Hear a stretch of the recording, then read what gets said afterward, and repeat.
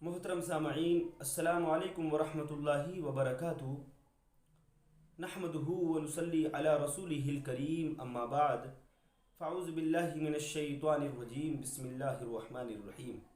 ایک مرتبہ درود پاک پڑھیں، اللہم صلی علی سیدنا و مولانا محمد وبارک وسلم، صلو علیہ صلاۃ وسلام علیک یا رسول اللہ صلی اللہ تعالی علیہ وسلم۔ محترم سامعین، آج میرا موضوع ہے سورہ بقرہ کا مقام نزول کیا ہے۔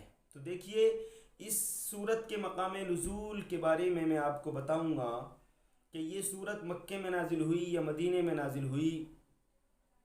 تو دیکھیے تفسیر کے اندر ہمیں کیا ملتا ہے۔ حضرت عبداللہ بن عباس رضی اللہ تعالی عنہما فرماتے ہیں کہ مدینے میں سب سے پہلے یہی سورت نازل ہوئی، یعنی سورہ بقرہ۔ حضرت عبداللہ بن عباس رضی اللہ تعالی عنہما فرماتے ہیں کہ مدینہ شریف میں سب سے پہلے یہی سورت نازل ہوئی، یعنی سورہ بقرہ، اور اس سے مراد ہے جس کی آیتیں سب سے پہلے نازل ہوئیں۔ یہ اس کا مقام نزول رہا جو میں نے آپ کے سامنے پیش کیا۔ اب دیکھنا یہ ہے کہ اس سورت کے اندر رکوع کتنے ہیں۔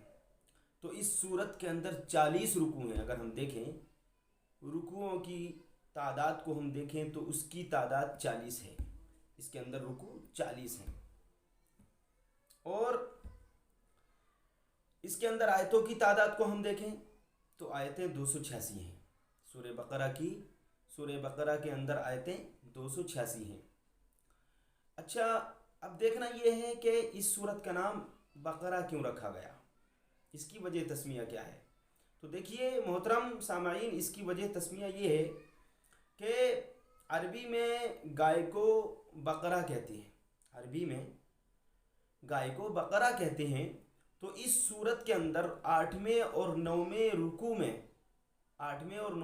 کے اندر آیت نمبر 67 اور 73 کے اندر قوم بنی اسرائیل کی ایک گائے کا واقعہ بیان کیا گیا ہے۔ قوم بنی اسرائیل کی ایک گائے کا واقعہ بیان کیا گیا ہے۔ تو اس گائے کی مناسبت کی وجہ سے اس سورت کا نام سورہ بقرہ ہے۔ اب اگر ہم اس کی بات کریں فضیلت کی، اس کی فضیلت کتنی ہے، تو سورہ بقرہ کے فضائل حدیثوں میں بے شمار بیان کیے گئے ہیں۔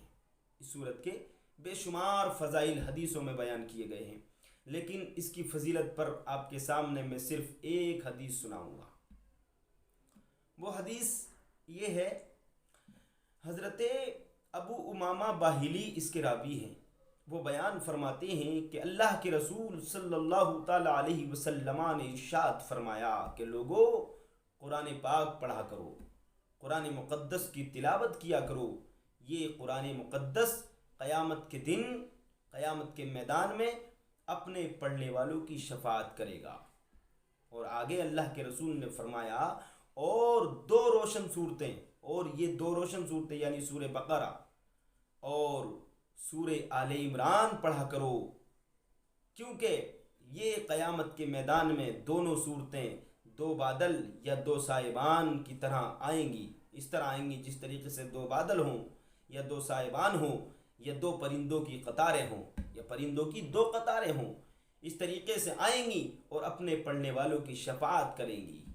تو میری عزیزو، اللہ کے رسول نے فرمایا کہ یہ دو روشن صورتیں سورہ بقرہ اور سورہ آل عمران کی تلاوت کرو، ان کو پڑھا کرو، اس لیے کہ یہ میدان محشر میں یہ دو صورتیں شفاعت کریں گی، دو صاحبان کی طرح آئیں گی، دو بادلوں کی طرح آئیں گی، اور دو پرندوں کی دو قطاروں کی طرح آئیں گی، اور بندے کی پڑھنے والے کی شفاعت کریں گی۔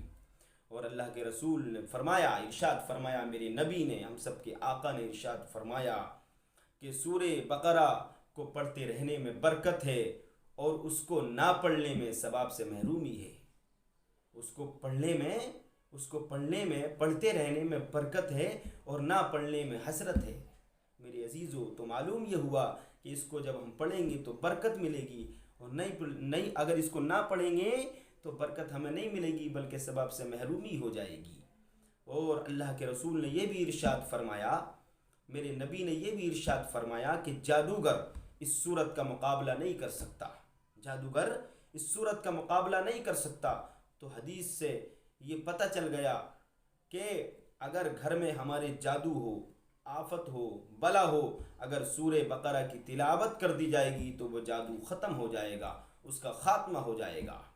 اللہ کے رسول نے پہلے فرما دیا کہ جادوگر اس صورت کا مقابلہ نہیں کر سکتا۔ تو مطلب یہ ہوا کہ چاہے جادو ہو یا کوئی اور آفت ہو یا کوئی اثرات ہوں یا بھوت ہوں، پلیت ہوں، کچھ بھی ہو، کسی طریقے کی بھی آفت ہو، سورہ بقرہ کو پڑھنے سے ساری آفت دور ہو جائے گی اور گھر کے اندر برکت پیدا ہو جائے گی۔